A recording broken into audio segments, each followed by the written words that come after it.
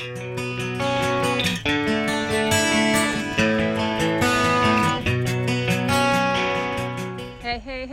thanks so much for joining me today. My name is Ariel and I am the Nomadic Nutritionist, and today I wanted to talk about whether or not the scale is your enemy. And I'm not just going to be talking about the scale, we'll be talking about all these measures that we use for our progress in our health journey, but that's what we're diving into today. So thanks for joining me. Stay along for the ride.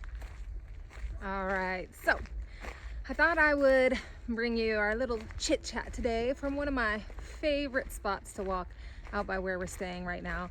It is this gorgeous trail. It's called the Greenbelt. I really don't know why that name is what it is, but most cities seem to have one. So that's where I'm at. And I am welcoming this beautiful weather.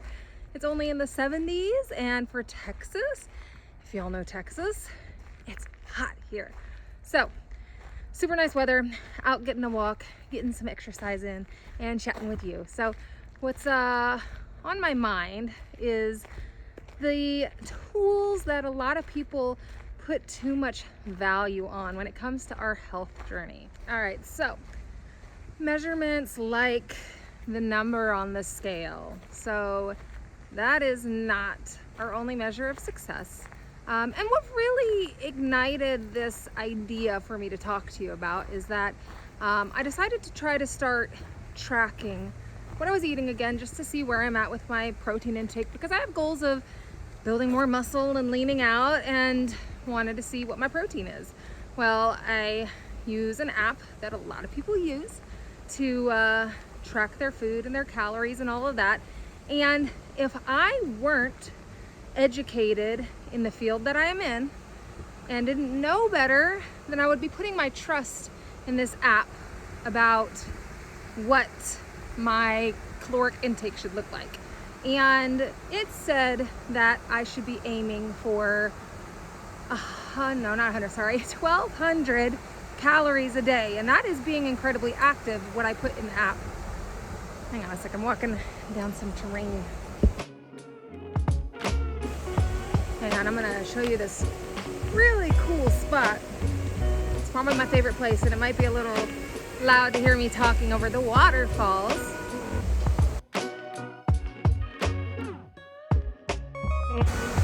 All right, let me show you this place. It's so beautiful.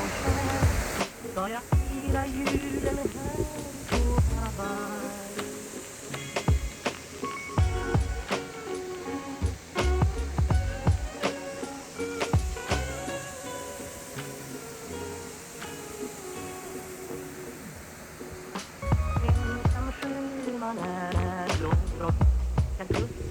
love it here. It's like my quiet getaway place. I'll come here to do yoga or just spend some time with my thoughts, time in prayer, all that good stuff. So let me get back away from the noise. All right. Walking away from the loud waterfalls so that y'all can hear me a little better. There are some little babbling brooks, but hopefully it doesn't interfere. Oh, wow. Look at that. Do you see the crane?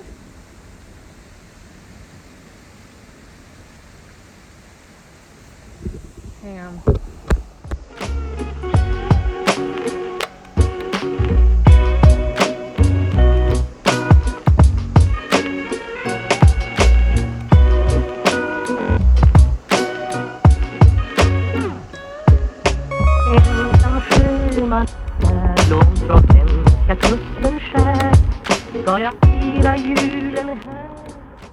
Sorry, so many distractions out in nature. I love it.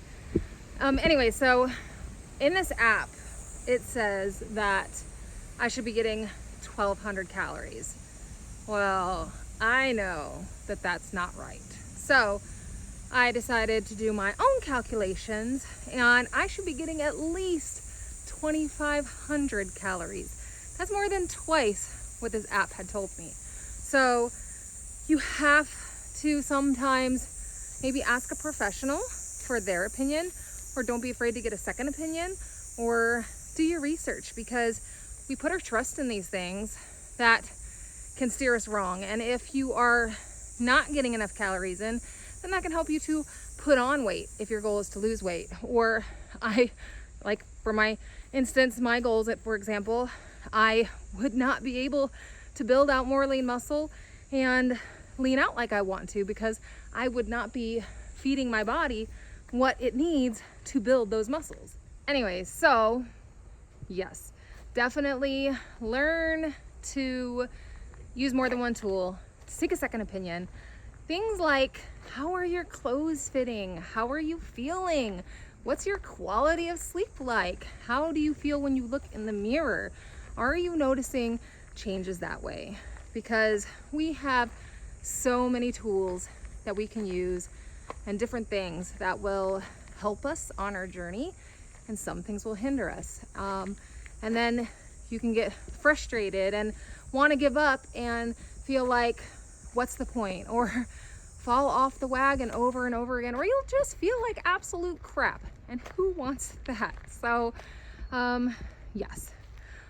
I just basically wanted to say that if it's not working for you and you feel like something needs to change, or it just doesn't seem right, trust that feeling. Get something, decide on a different plan of action. Bring somebody into your circle who can help you, and don't be afraid to ask a professional for help.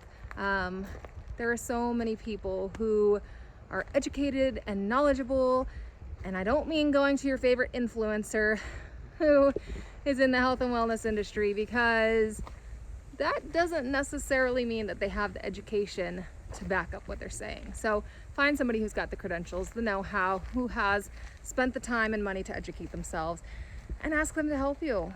Don't be afraid to invest money in your health.